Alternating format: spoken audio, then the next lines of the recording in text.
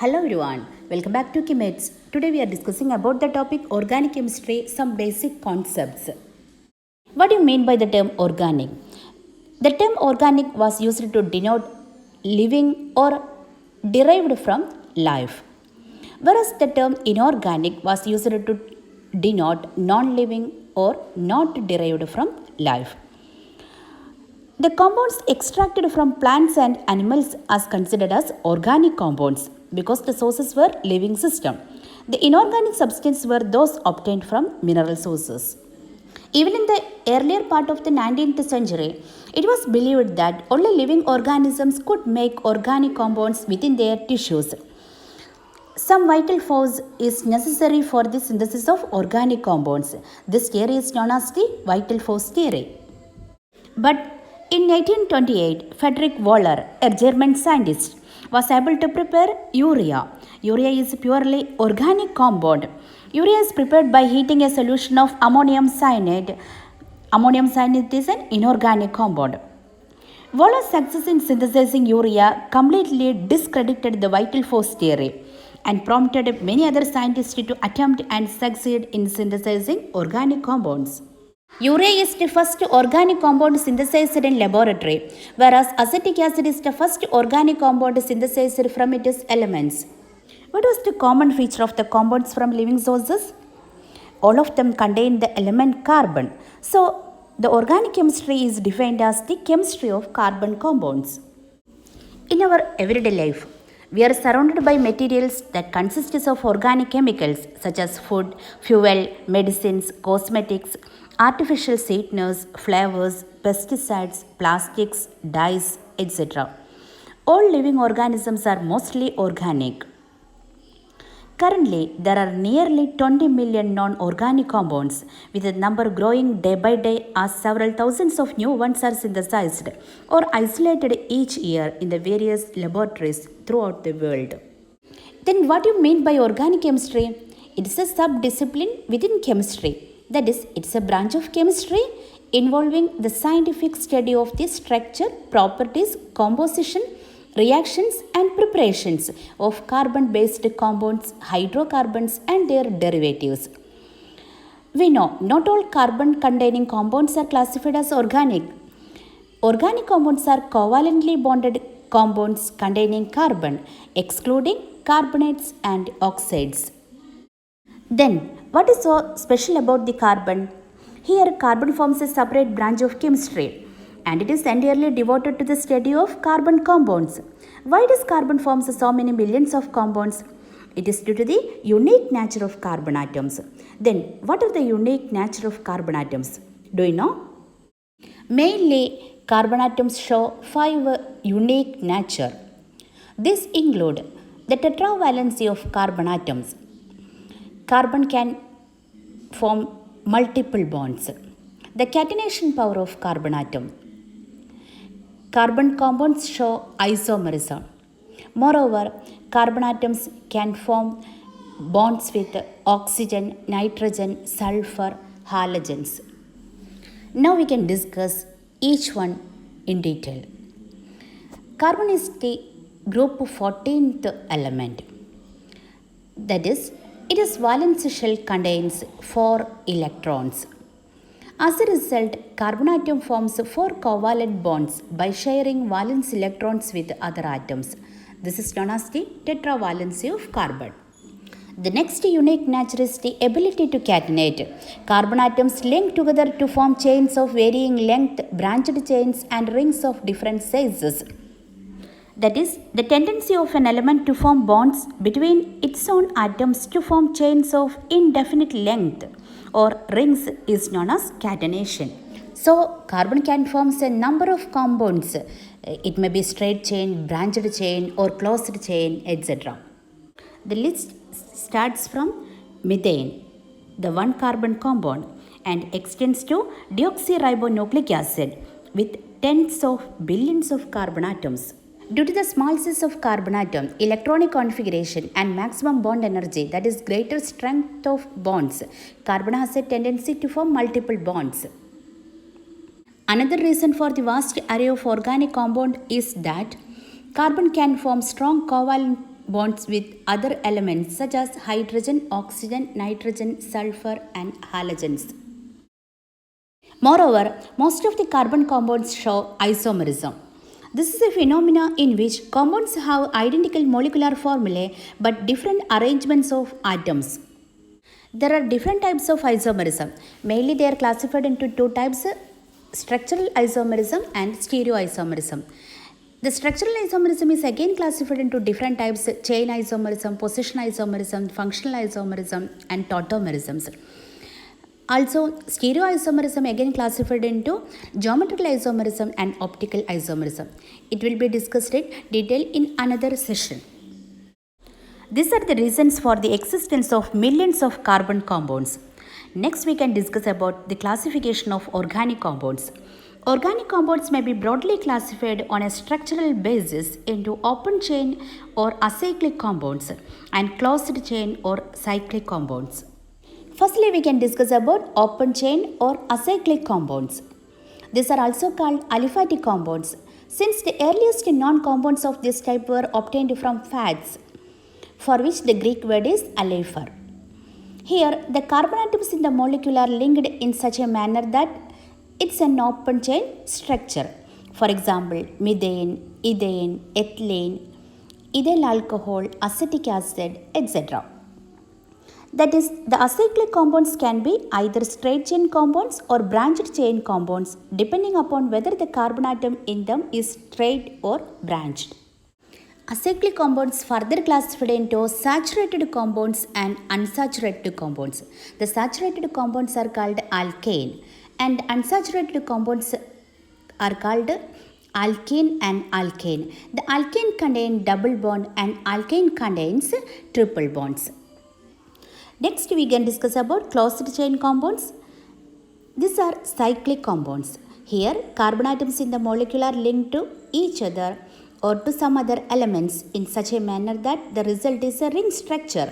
This can be monocyclic or polycyclic depending upon whether they contain only one ring or more in the structure. The cyclic compounds can be divided into homocyclic and heterocyclic compounds. Firstly, alicyclic compounds. These are compounds having a ring structure, chemically behave more or less like aliphatic compounds. For example, cyclobutane, cyclohexane, cyclohexene, etc. Another homocyclic compounds are aromatic compounds. These are cyclic compounds. It exhibit special characteristic properties. It have an alternate system of single and double bonds in the ring. But unlike other compounds having such unsaturation, they exhibit unusual stability and undergo substitution rather than addition reactions.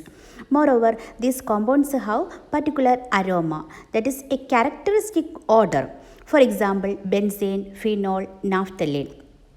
The aromatic compounds are two types, benzenoid aromatic compounds and non-benzenoid aromatic compounds. Benzenoid aromatic compounds are the compounds those which contain a benzene ring as an integral part of their structure. For example, benzene, phenol, naphthalene, etc. The non-benzenoid aromatic compounds are the aromatic compounds which do not contain a benzene ring in their structure. For example, azulene. Another type of closed chain compounds is heterocyclic compounds. Here, the ring not only contains carbon atoms but also at least one atom other than carbon. For example, nitrogen, oxygen, sulfur. The examples for heterocyclic compounds are pyrrole, furan, pyridine, quinoline, etc. The simplest of all organic compounds are hydrocarbons. They contain only two elements, carbon and hydrogen. Hydrocarbons are classified into three types: saturated hydrocarbon, unsaturated hydrocarbon and aromatic hydrocarbon.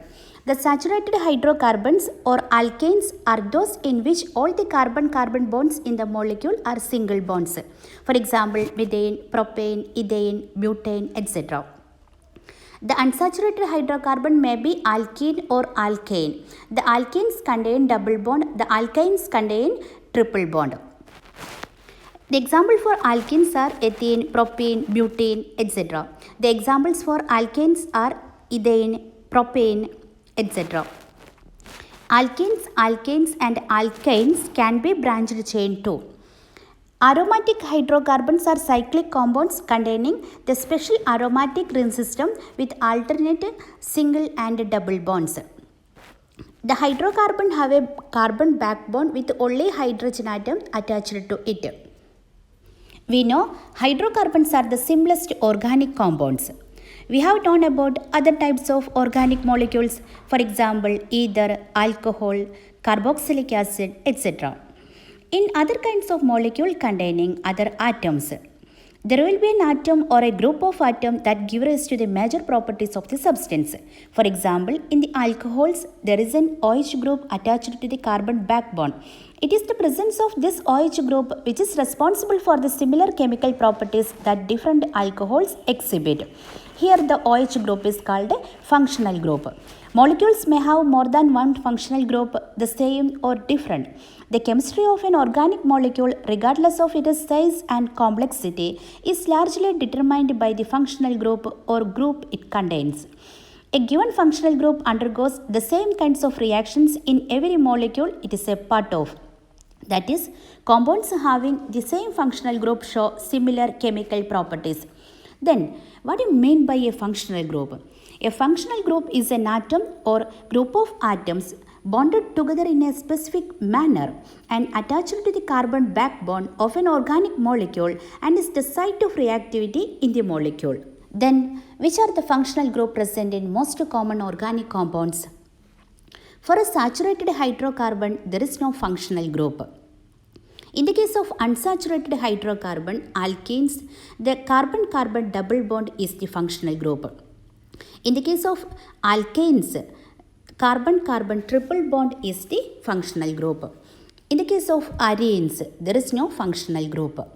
In the case of halides, chlorine, bromine, iodine, fluorine, these are the functional groups.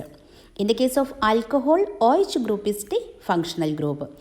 In the case of aldehyde, CHO group is the functional group. In the case of ketone, CO group is the functional group.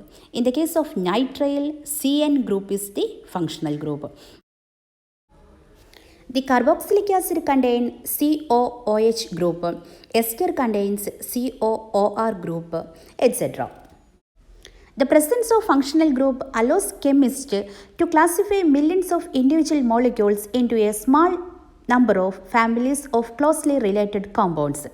Such classification makes the study of organic chemistry easier. Each such family is referred to as an homologous series. Then, what do you mean by homologous series? It is a series of compounds with similar chemical properties in which members differ from one another by additional CH2 group. Homologous series has certain characteristics. These are, all the members are composed of the same elements. One member differ from the next by a CH2 group. They have the same functional group. The members can be represented by a general formula. They can be prepared by similar methods. They show regular gradation in physical properties. They show similar chemical properties. Here we have seen that alkane can be represented by the general formula CnH2n plus 2. Similarly, alkene can be represented by the general formula CnH2n. Similarly, the other compounds also. Here, in this example, propane, butane, pentane, etc., one member differ from the next by a CH2 group. Here, in this example, it is clear that they can be prepared by similar methods. Here, alkenes are obtained by the dehydration of alcohol. From this example, it is clear that they show similar chemical properties. Here, alkene show addition reactions. From this example, it is clear that homologous series contain a particular functional group. For example, alkene contains carbon-carbon double bond, alcohol contains OH functional group, carboxylic acid contains COOH group functional group, etc.